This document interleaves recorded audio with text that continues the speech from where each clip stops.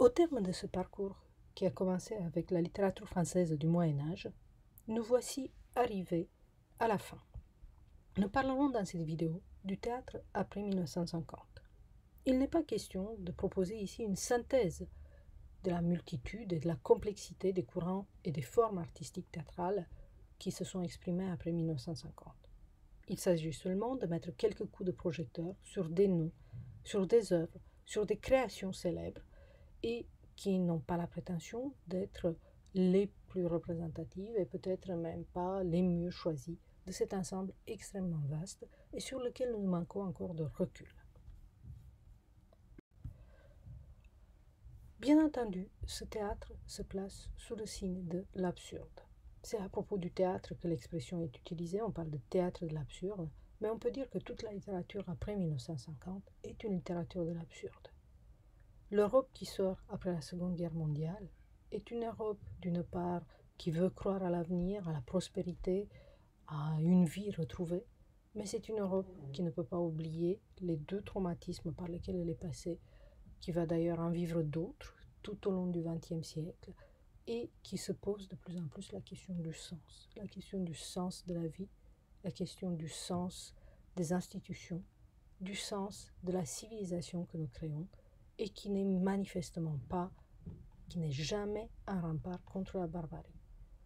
Le crime est toujours possible, comme on l'entendra un petit peu plus loin dans une autre vidéo. Ce sentiment de l'absurde va donc se traduire dans plein d'œuvres littéraires, mais il va vraiment s'incarner au théâtre. Les deux auteurs que l'on relie le plus souvent à cette initiative du théâtre de l'absurde sont d'un côté Eugène Ionesco, d'origine roumaine, qui a vécu entre 1909 et 1994, et Samuel Beckett, d'origine irlandaise, qui meurt en 1989. Deux auteurs étrangers, mais qui écrivent en français et qui font école non seulement en France, mais également à l'étranger. Sans aller dans un parcours détaillé à travers leurs œuvres, remarquons seulement que dans leurs textes de théâtre, La cantatrice chauve, Les chaises, Rhinocéros, Le roi se meurt, pour Ionesco, on a souvent des personnages fantoches, des personnages qui parlent même beaucoup, mais qui sont comme dépossédés de leur langage. On peut presque dire que ce ne sont pas eux qui parlent, c'est le langage qui les parle. Ce sont des formules toutes faites qui les possèdent. En fait, ce que montre ce théâtre, c'est que la seule forme de sens que l'on a est une sorte de sens qui s'est figé dans les choses et qui s'est figé dans certains rites sociaux, qui s'est figé dans une certaine forme d'interaction que l'on a avec les autres. En fait, on continue à vivre, on continue à faire comme si notre vie avait un sens, parce qu'on est porté par ce courant collectif qui nous amène à faire telle chose avant telle autre, à se marier, à avoir des enfants, à chercher une maison, à acheter une voiture. Et il n'est pas question d'acheter une maison ou une voiture dans les pièces de théâtre de ces auteurs, mais ces éléments de la vie courante sont essentialisés, transformés dans leurs œuvres qui en donnent l'image absolue d'actes absurdes. Cet absurde, on le trouve dans ce qu'on peut appeler le mystère Godot de Samuel Beckett, en attendant Godot. On a donné tellement d'interprétations à ce Godot, on a voulu dire que c'est une forme de Dieu.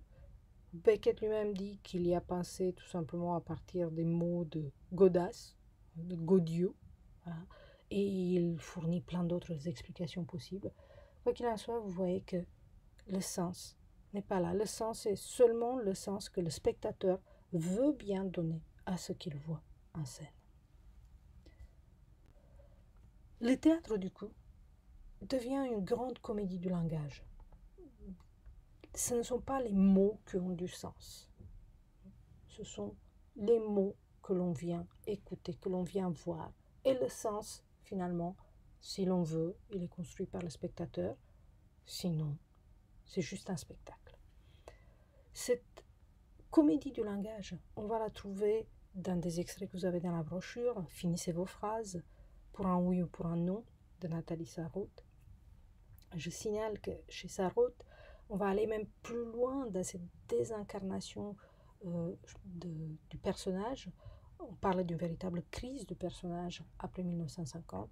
On avait vu déjà qu'avec Beckett et Ionesco, les personnages étaient des fantoches. Chez Sarraute, vous avez l'extrait dans la brochure, c'est un homme 1 et un homme 2. En fait, il faut avoir en tête que pour un oui ou pour un non, c'est une pièce qui a été créée à la radio. Donc, on n'a que des voix, on n'entend que des voix. Les personnages n'existent que par ce médium, ils ne sont pas incarnés. Mais cette désincarnation est valable également au théâtre qui a atteint une sorte d'aporie, puisque on a souvent des acteurs, on a des acteurs en chair et en os qui sont censés jouer des personnages désincarnés. De nos jours, vraiment encore vivant, quoique sur une courbe de production moins soutenue, Valère Novarina, né en 1942, et je cite là deux extraits d'une de ses pièces créée en 2010 et qui a reçu de nombreux prix, Le Vrai Sang. Il n'y a plus d'intrigue dans cette pièce. Il y a certes des personnages, mais qui sont moins des personnages que des anthropoglyphes, donc des simili-humains qui s'agitent sur le plateau. Et on entend dans ces pièces une mise en question fondamentale de la civilisation, de l'homme, du sens de l'existence humaine. Lorsqu'on entend des choses comme au cours de la cérémonie des crimes altruistes, on vit des hommes s'égorger les uns des autres. Parce que ça, c'est ce que les hommes font de mieux, s'égorger les uns des autres. L'homme, dit une autre voix, un autre anthropoglyphe de ces pièces, l'homme est puant, brûlant, vain et trop nombreux.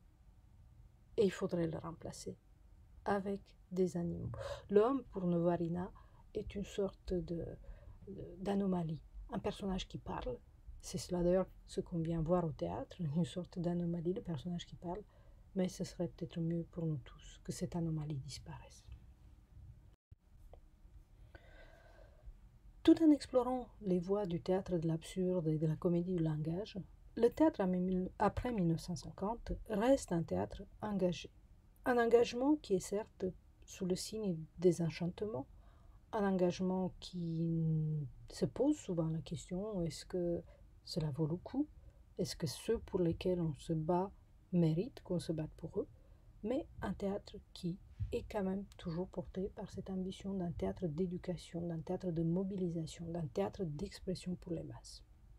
On assiste après 1968 à une décentralisation du théâtre. Les créations cherchent à ne plus être parisiennes ou simplement cantonnées aux grands centres urbains. On va de plus en plus vers les banlieues. On crée des projets artistiques sur le terrain, dans les fabriques, dans les usines, au plus proche des masses, au plus proche du peuple, au plus proche des grands moments de rassemblement populaire comme les jours fériés, les fêtes de toutes sortes, et ainsi de suite.